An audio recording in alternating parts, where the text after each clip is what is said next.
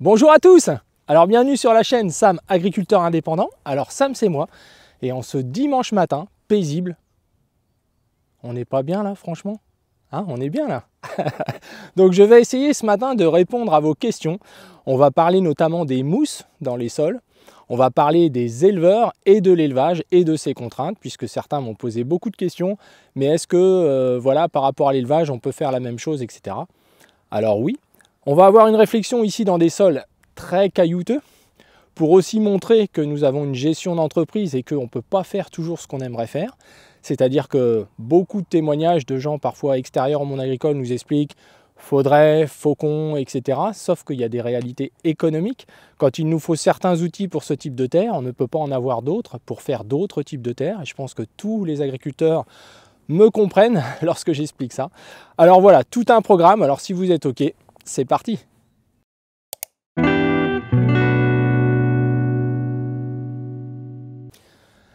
Alors c'est parti pour cette vidéo les amis, j'espère qu'il ne va pas être trop longue.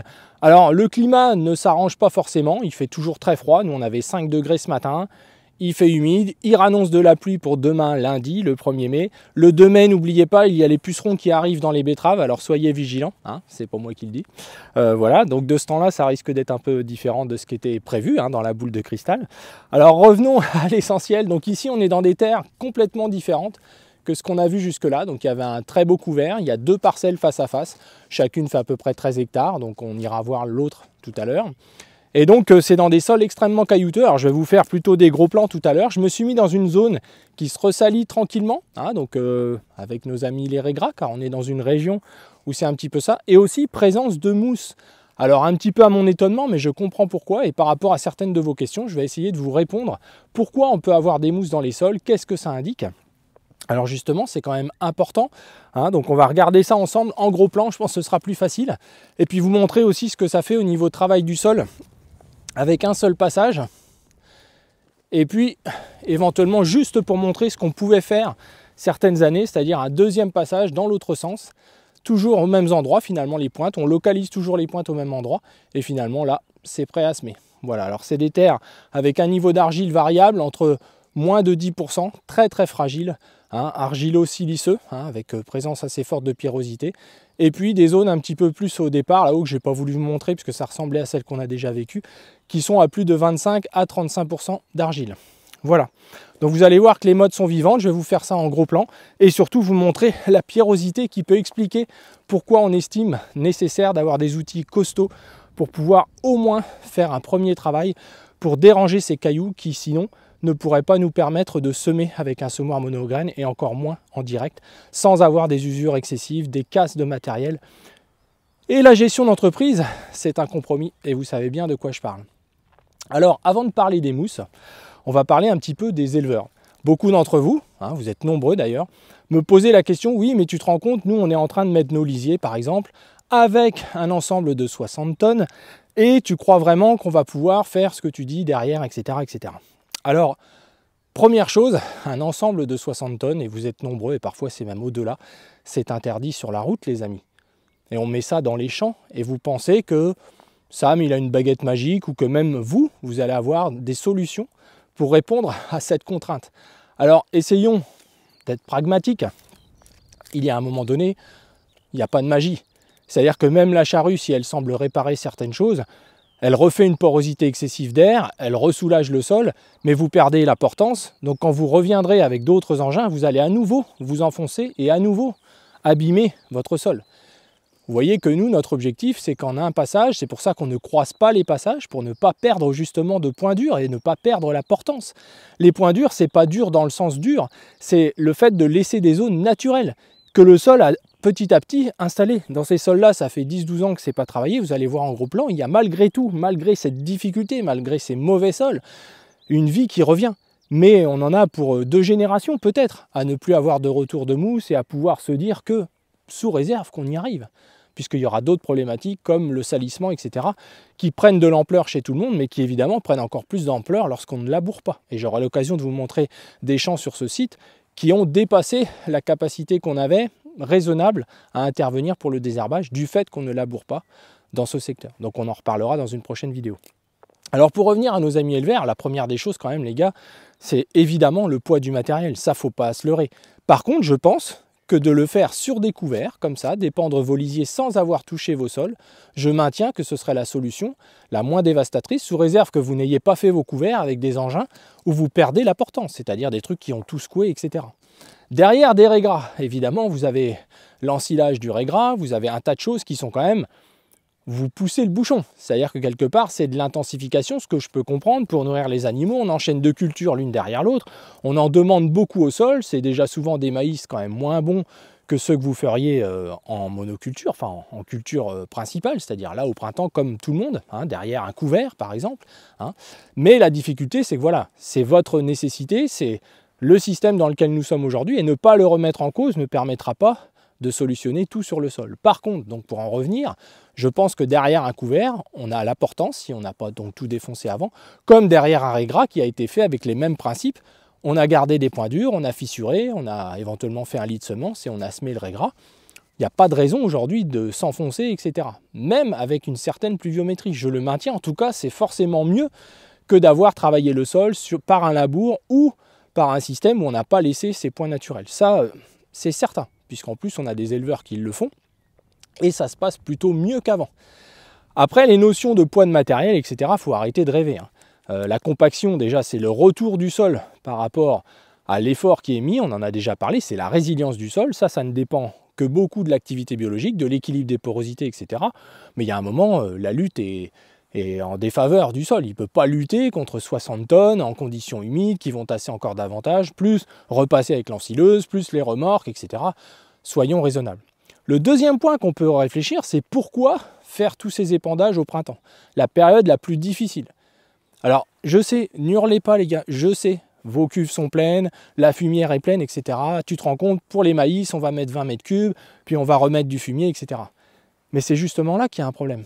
C'est-à-dire que peut-être qu'il est plus facile de modifier le stockage, d'en avoir plus grand, pour pouvoir épandre. Quelle est la meilleure période d'épandage des effluents? C'est pas le printemps, les gars. Vous pouvez le remuer dans tous les sens. C'est l'été-automne. C'est ça la meilleure période. À la fois pour donner de la dynamique à vos sols. Pourquoi ne pas le faire avant vos couverts? Pourquoi ne pas apporter la totalité de vos effluents avant le régras?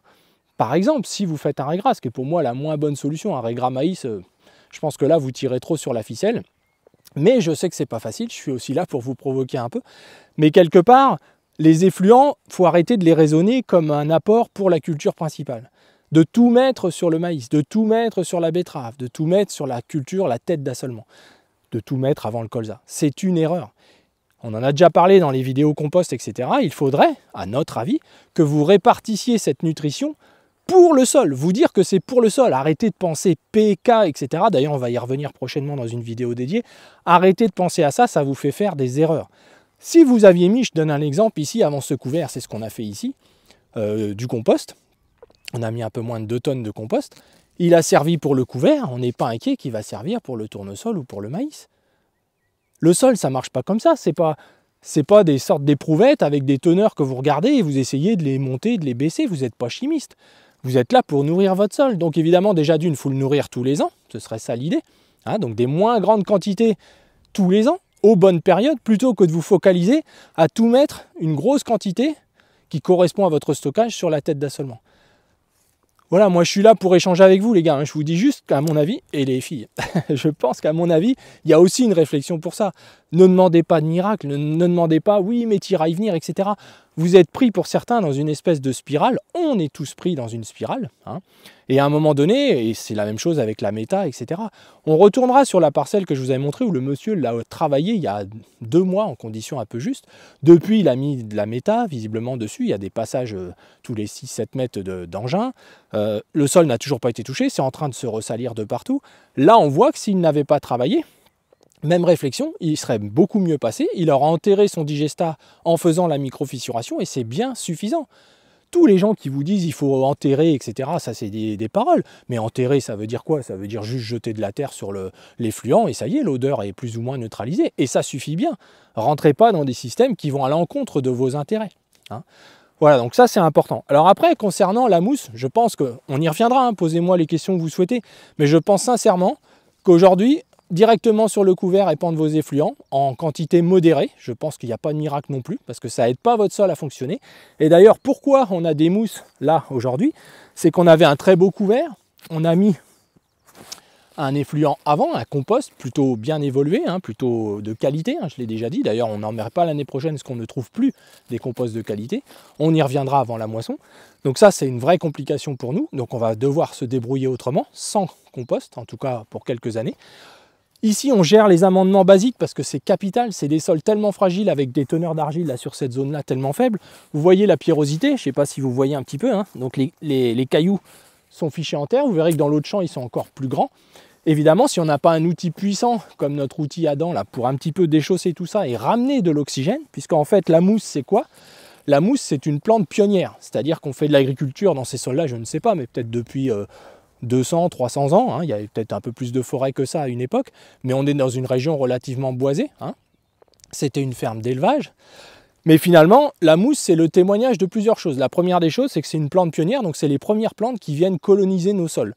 C'est les premières plantes qui, sur la roche, hein, vous en avez à la montagne, au pied des sapins, vous retrouvez de la mousse souvent, qui est sur le rocher, et c'est elle qui va attaquer le sol. Souvent des granites, etc., donc des roches plutôt acides, hein, plutôt, voilà, qui ne donnent pas forcément des super sols derrière, mais c'est comme ça. Donc la roche, la mousse est une des premières plantes à pouvoir attaquer le sol. Donc quand on constate de la mousse dans nos sols, en surface en tout cas, qui ne s'étale pas, mais qui est présente, les algues c'est différent, mais la mousse, c'est vraiment signe d'une acidité de surface très prononcée, où finalement il n'y a que ça qui peut s'en sortir. Et donc c'est pas un bon signe, c'est quelque chose que vous devrez prendre en compte. Maintenant, comme les plantes bioindicatrices, il faut le ramener à l'année, car sinon on se flagelle en permanence. Il y a des gens qui voilà, expliquent des choses avec les plantes bioindicatrices, maintenant une fois qu'elles sont là, on a eu un hiver doux, qui a donc beaucoup minéralisé, libération d'azote, etc. On a de l'humidité au printemps encore aujourd'hui, hein, donc ça joue. On avait des beaux couverts ici, hein, il y avait 7 plantes, c'était vraiment un très très beau couvert parce qu'il y avait le compost avant, dans des sols fragiles comme ça, il faut les nourrir. On a roulé le couvert, rappelez-vous, hein, il faisait tellement sec, vous imaginez dans des sols caillouteux comme ça. Si on ne roule pas, on aurait eu beaucoup de pertes sur le résultat de notre couvert. Donc le fait de le rouler, on a diminué le niveau d'oxygène, hein, donc ça a contribué à avoir aujourd'hui, avec les pluviométries en plus, et l'azote disponible, finalement, une acidité de surface. C'est ça que ça traduit. D'ailleurs, dans beaucoup de fermes, on retrouve ça. Et si on insistait à ne pas travailler du tout le sol, c'est-à-dire à ne pas diluer cette acidité, c'est à ça que sert le travail du sol. Et c'est notre conviction, c'est qu'on n'a aucun sol aujourd'hui qui peut échapper à cette arrivée de mousse si on ne le travaille pas plusieurs années consécutives. C'est clair et net, parce qu'on met quand même toujours nos produits type engrais, effluents en surface. Ça, on ne pourra jamais faire tellement autrement. Sans travailler le sol en semi-direct, à un moment donné, on a installation de l'acidité de surface. Alors, quand c'est juste une présence comme ça, les mousses, elles ne vont pas revenir. J'en avais jamais vu là, depuis quelques années. On gère les bases tous les 2-3 ans. Vraiment, on insiste, on met de l'argent. Et cette année, on va en mettre encore plus. Parce que comme on n'achète pas de compost, on va transférer notre trésorerie sur les amendements basiques. On a la chance d'avoir des carrières pas loin, donc on met des choses modérées avec des solubilités de 60% en gros, mais qui permettent vraiment une bonne gestion. Donc le travail du sol, évidemment, va réoxygéner tout ça, et puis notre lit de semences va terminer le travail, comme une herbe qui peut pousser et qu'on va désherber grâce à ça, hein. Donc c'est important. Alors on sait par exemple que le glyphosate est très acide, on sait qu'il fait venir la mousse, donc il a participé à ça. Vous le savez, hein, si vous répétez le glyphosate autour d'un petit muret ou une bordure de trottoir ou autre, vous voyez la mousse arriver.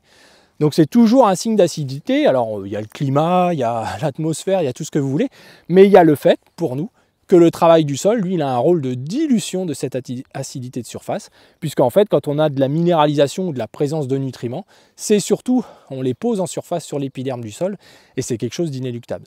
D'ailleurs, dans les fermes d'élevage, c'est souvent très fort car ils mettent beaucoup de produits solubles. Les apports de digestat auront aussi un rôle sur accentuer ces phénomènes-là. Donc pour nous, le semi-direct dans les régions moitié nord de la France où il y a de l'humidité plus fortement que dans les régions sud, ça c'est malheureusement encore plus le cas en ce moment, il est clair qu'on a avec le froid, l'humidité, une tendance à basculer vers des phénomènes de bactéries dont on a déjà parlé, d'anaérobie, même si c'est que sur un environnement faible. On peut avoir ça derrière une battance, quand justement on a le sol qui s'est retassé sur lui-même. Ces sols-là, ils sont encore très sensibles, faut pas se leurrer. J'en ai au moins pour le reste de ma vie, et puis celui derrière moi aussi.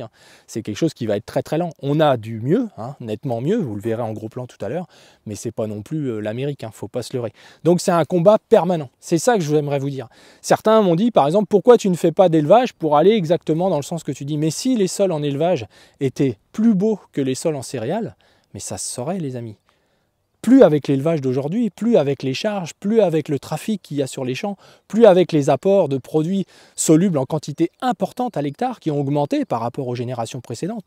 Nous étions éleveurs laitiers avec mon grand-père, on ne mettait pas du tout les mêmes quantités, c'était beaucoup plus des fumiers que des lisiers. Aujourd'hui, il y a parfois plus de lisiers que de fumiers dans les fermes. Bref, c'est pas du tout une critique, c'est juste qu'il faut, voilà, faut vraiment aller voir. Sous les prairies, on a souvent des structures relativement correct dans les 20 premiers centimètres, mais souvent voilà, il y a des impacts, le piétinement des animaux, bref, on aura l'occasion d'en reparler, mais ce que je veux dire par là, c'est qu'il ne faut pas idéaliser certaines pratiques, et certaines personnes en agricole ont tendance à très vite aller vers la critique, oui, il faut retourner à l'élevage, blablabla, blablabla. Bon, malheureusement, on s'est tous fait plus ou moins entraîner dans un système où on est allé au-delà de certaines limites. C'est la même chose pour des récoltes de pommes de terre, des récoltes de betteraves en mauvaises conditions. Certains m'ont dit, mais comment que tu veux faire derrière ces cultures-là? Mais tu fais aussi bien, voire mieux, avec la fissuration. La seule atout du labour, et on l'a vu certaines années, c'est de ressortir de la terre sèche. Car les sols sont tellement abîmés qu'en conditions humides, l'eau ne filtrant pas, ils arrivent à avoir de la terre sèche à 30 cm. Ce que, évidemment, dans un sol vivant, on ne devrait pas avoir. Par contre, changer son assolement, c'est sans doute quelque chose qu'il faut intégrer dans toutes ces techniques de respect du sol. Si on a un assolement figé, très industriel, entre guillemets, c'est-à-dire programmé 5 ans à l'avance, malheureusement, et vous le savez, amis agriculteurs et autres, c'est que la PAC a tendance à nous obliger d'aller vers ça, à nous administrer comme des bons exécutants, comme des bons applicateurs, et je dirais presque bientôt, quand on voit ce qui se prépare en 2026, comme de bons petits esclaves. Donc à un moment donné, à notre niveau, c'est à chacun de nous d'essayer de faire au mieux. Certains m'ont posé la question par rapport à l'indépendance. L'indépendance, c'est simplement penser par soi-même, prendre ses décisions par soi-même, utiliser ses connaissances pour être autonome. Indépendance égale autonomie. Après, ça n'a rien à voir avec être autarcique, être ceci, être cela, ça n'a rien à voir. C'est un objectif pour moi que tous les agriculteurs deviennent indépendants, c'est-à-dire autonomes comme des chefs d'entreprise qu'ils sont.